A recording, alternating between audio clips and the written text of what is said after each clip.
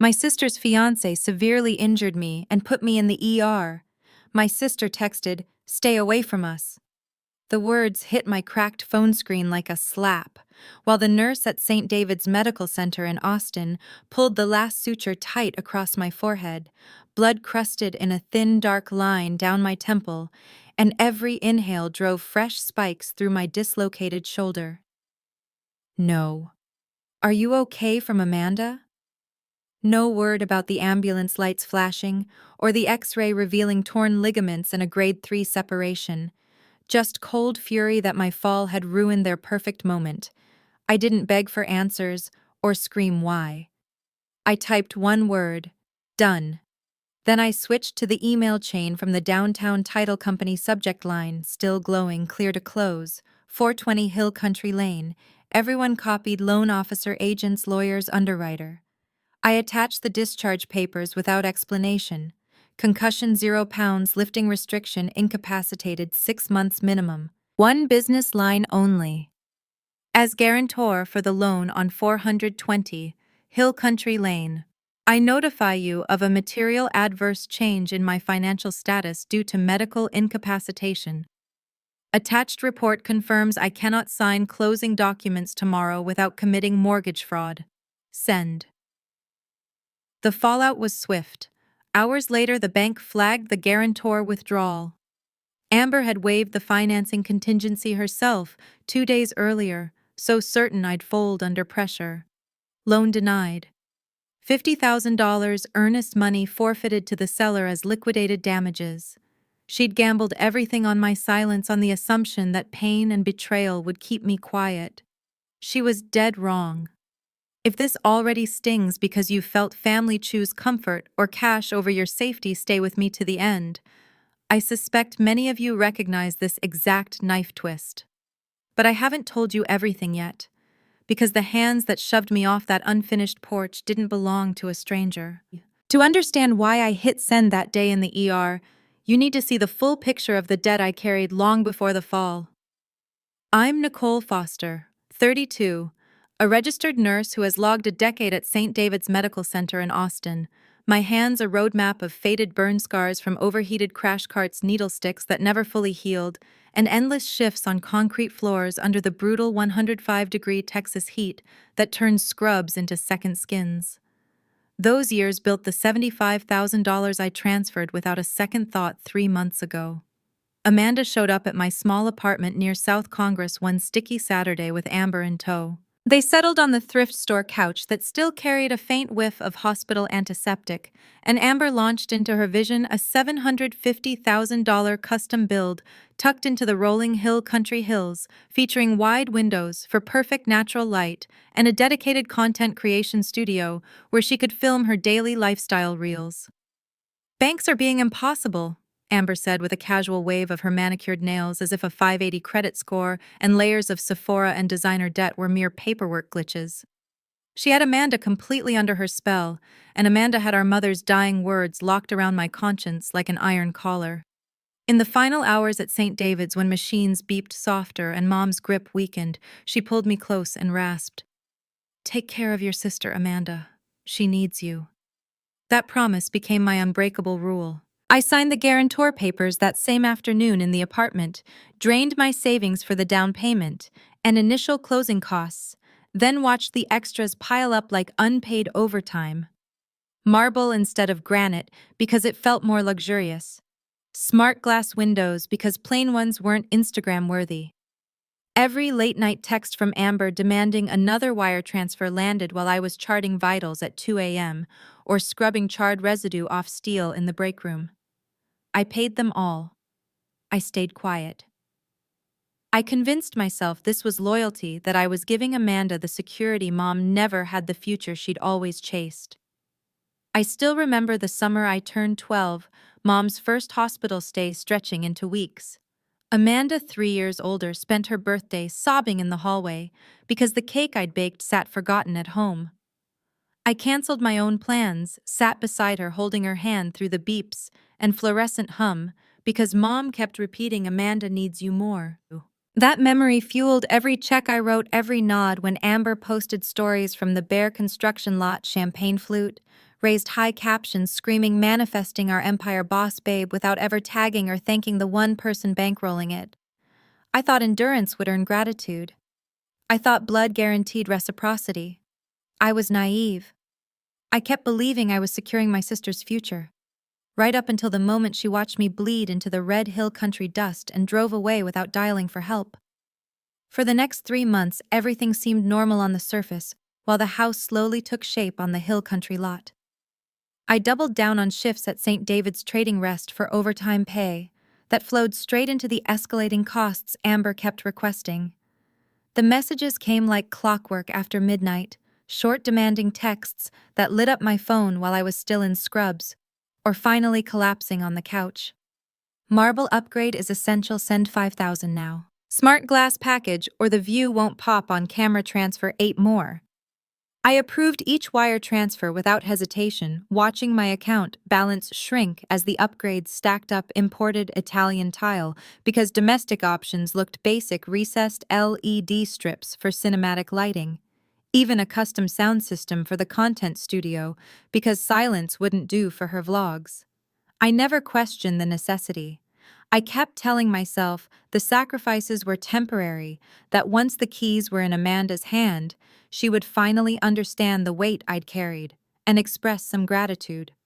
Instead, my phone buzzed constantly with notifications from Amber's Instagram feed. She posted almost daily from the construction site, posing in oversized sunglasses against the rising frame of beams and plywood champagne glass, tilted toward the camera-wide shots of the dusty lot under golden hour light. Captions rolled out like a script, building our empire one, manifest at a time, boss babe vibes, dream home, glow up in progress, living the vision we deserve. The likes poured in by the thousands, comments flooded with fire emojis, slay queen and goals. But in every single post, story, or reel, my name was absent. No tag, no shout-out, no subtle credit to the person quietly funding the entire project. I scrolled through them during quiet moments, between patience thumb hovering as the images showed the lot I'd paid for, transformed into her personal highlight reel. The exclusions stung sharper each time, turning the doubt I'd felt earlier into something heavier and more persistent. Why had Amanda never checked in on how the extra shifts were affecting me? Why did Amber only reach out when she needed money, never to say thank you or ask about my day? Why did their dream feel increasingly like it was being built on my erasure? I started tracking the transfers more carefully, noting how quickly the savings I'd scraped together over years vanished into upgrades I'd never see or use. The silence from both of them grew deafening, louder than any argument could have been.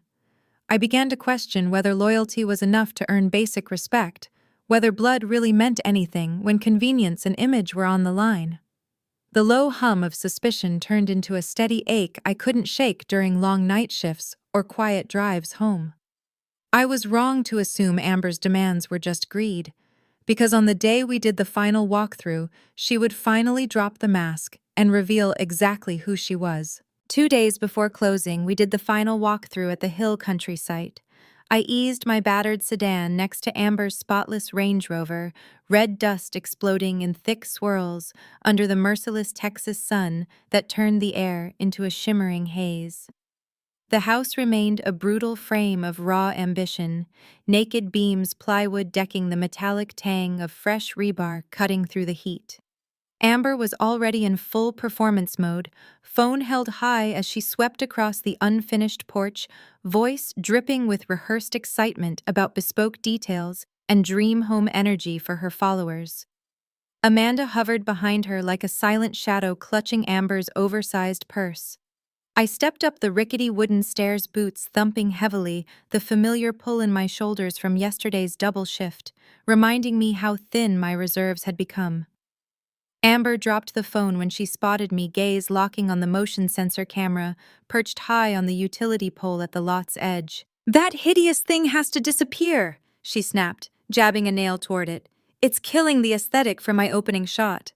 I followed her finger to the steady red blink. "It's anti-theft. Lumber theft is rampant. Contractors lose thousands overnight. It stays." She huffed, spun away from the lens and marched us to the rear patio slab that overlooked a steep rocky drop. She whirled back with a bright, predatory smile. "Big surprise!" She clapped sharply. "I had them add the infinity pool package. 60,000 extra, but we can just fold it into the loan closing easy." My gut twisted. "Amber, the loan is tapped out. I've covered every single overage you wanted, the marble, the smart glass, all of it. There is no 60,000.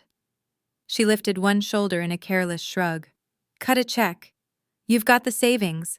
That's everything I have left for retirement," I said, keeping my voice even despite the rising heat in my chest. "I'm down to $12 until next paycheck." "No." The space between us snapped taut. Her smile vanished like a switch flipped off. She closed the gap, fast, expensive floral perfume choking the air. "Stop with the victim act, Nicole. It's embarrassing." Her tone dropped to a venomous whisper Amanda might miss from 10 feet back. 32, single, no kids, no legacy. Who are you saving that money for? The grave. Each word sliced deeper than the last. "Funding this house is the most valuable thing you'll ever do. Quit complaining and pay up." My pulse hammered. My promise was to Mom not to bankroll someone who treats me like garbage. Amber's face contorted. She shrieked a raw, furious sound and lunged, both hands slamming into my chest with real force. My boots skidded on the loose gravel topping the slab. Arms windmilling uselessly, I caught nothing but air. The fall came fast and hard. I pitched backward off the porch edge shoulder, crashing into a jagged pile of rebar and concrete blocks with a bone-deep crack that reverberated through my entire body. White-hot agony ripped down my arm. My head smacked, dirt teeth clacking together, vision exploding in stars as warm blood trickled across my eyebrow. The world narrowed to ringing ears and choking dust. I tried to push up, but my right arm hung limp and useless. Above, Amber stood frozen on the ledge, terror flashing across her features for one heartbeat before composure returned. Amanda rushed forward. "Nicole, oh God!" She slipped Amber cut in fingers, digging into Amanda's arm like claws. "She's exaggerating. Let's go." Amanda stared down at me, curled in the dirt, clutching my ruined shoulder, face streaked red. Then she looked at Amber. She turned without a word and followed her to the Range Rover. I lay there watching through blurred eyes as the SUV's taillights shrank down the rocky drive and vanished over the ridge, leaving me alone with pain dust and the slow realization that my own sister had walked away without once reaching for her phone to call help. When those taillights disappeared over the rise, I finally understood my sister had chosen her over blood. Moments like this are when so many of us suddenly see who truly stands with us when everything falls apart. Have you ever had one of those seconds where the mask dropped and the truth hit you hard? I'd really appreciate hearing about it if you're comfortable sharing.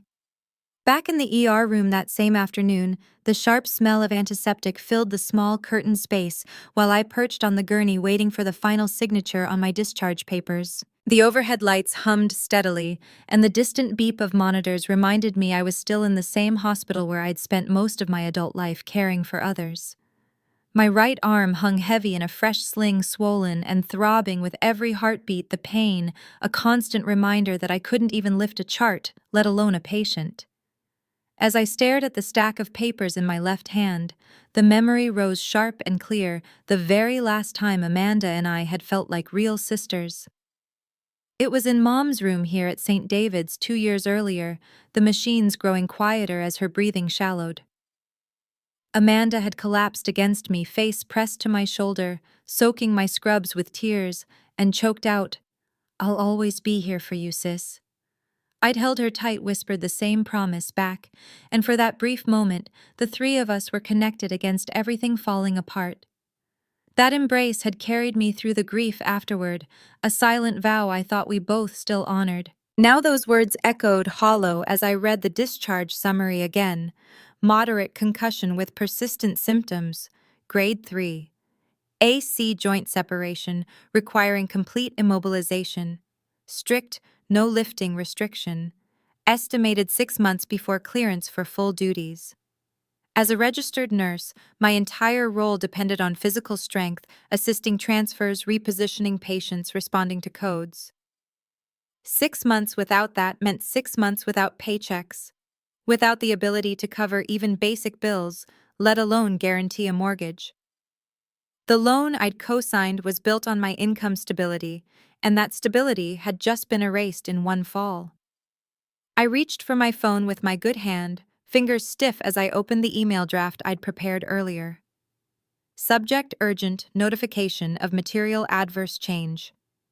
I snapped a photo of the discharge report, the bold diagnosis lines standing out clearly against the white paper. The message stayed cold and factual, no mention of the shove, the insults, the abandonment on the construction site. As guarantor for the loan on 420 Hill Country Lane, I am legally required to notify you of a material adverse change in my financial status. As of this afternoon, I am medically incapacitated with projected zero income for the next 6 months. Attached is the hospital discharge report. I cannot proceed with closing documents tomorrow without violating mortgage regulations. Regards, Nicole Foster. I copied every recipient on the chain: loan officer title, company, agents, underwriter.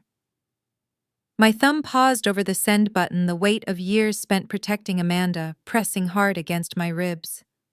I'd absorbed every demand, every slight, every unthanked sacrifice, because I believed it kept our family intact, because Mom's final plea still rang in my ears.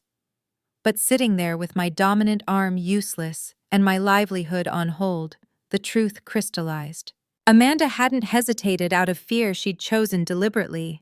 She'd looked down at me crumpled in the dirt, blood on my face, and decided Amber's approval was worth more than my survival.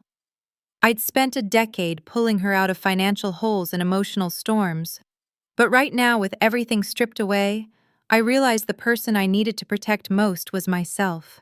I'd saved her from debt so many times, but now I had to save myself from her. The next morning on closing day, my phone vibrated itself off the nightstand and clattered to the floor before I could even sit up.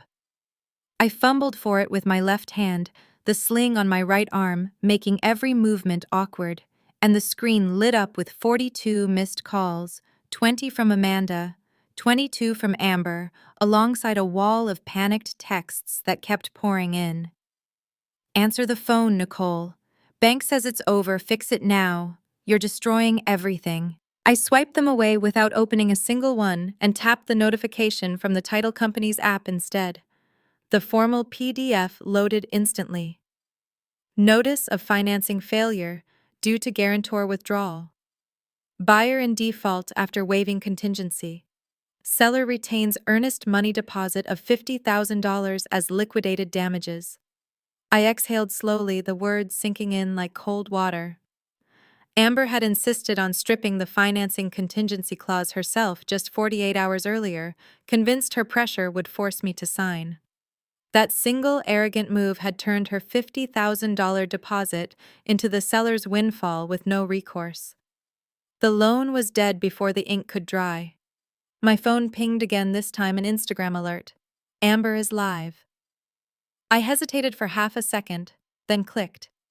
She sat in the Range Rover's driver's seat, mascara running in dark rivers down her cheeks, hands gripping the wheel so tightly her knuckles whitened. The viewer count climbed past 5,000 as she spoke in a trembling, theatrical voice. "I don't understand why she hates us this much," she sobbed, pausing to wipe tears with the back of her hand for dramatic effect. "My fiancé's sister has always been jealous, but yesterday she attacked me at the construction site. She tried to harm my baby. You guys, she endangered my pregnancy on purpose." The chat erupted. "That's awful. Call the cops, sue her for everything. We lost the house because of her jealousy." Amber let out a choked wail. "She ruined our credit, took our deposit. We're stuck in a motel with nothing left. If anyone can help at all."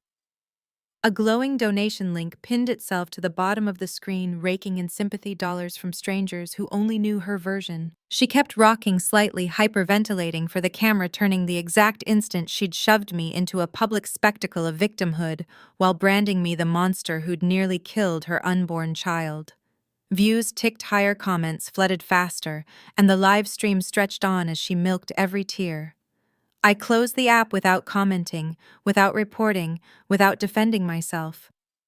The ache in my shoulder flared with the movement, but the anger stayed sharp and contained. She'd flipped the entire narrative on a live broadcast, painting me as the villain to thousands. But she had no idea I held the one piece of evidence that could shatter her performance completely. When someone twists the truth so brazenly to cast themselves as the victim, it leaves a bitter taste that lingers. Have you ever faced a moment where the story got turned against you and you were suddenly the bad guy? How did you choose to respond? I didn't comment on the live stream right away or report it in the heat of the moment.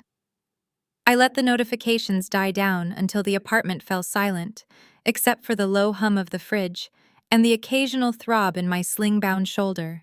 Once the anger cooled to something sharp and precise, I opened my laptop and pulled up Amber's recent post to confirm the timeline, then dialed Andrew Scott, the site foreman who'd run the Hill Country build from day one. He answered quickly, voice gravelly from years of shouting over power tools. Nicole. You okay after that fall? I need the footage, Andrew. The motion sensor camera on the lumber pile, does it have audio? Crystal clear video and sound all cloud-backed. I pulled the clip the second I heard. Timestamp 4:15 yesterday. It's brutal. Sending now. The email landed in seconds. I clicked play, and the high-def feed filled the screen from the utility pole angle, capturing the unfinished porch in unforgiving detail.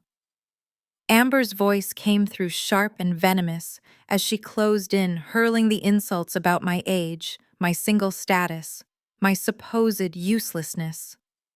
The audio picked up every syllable of her sneer.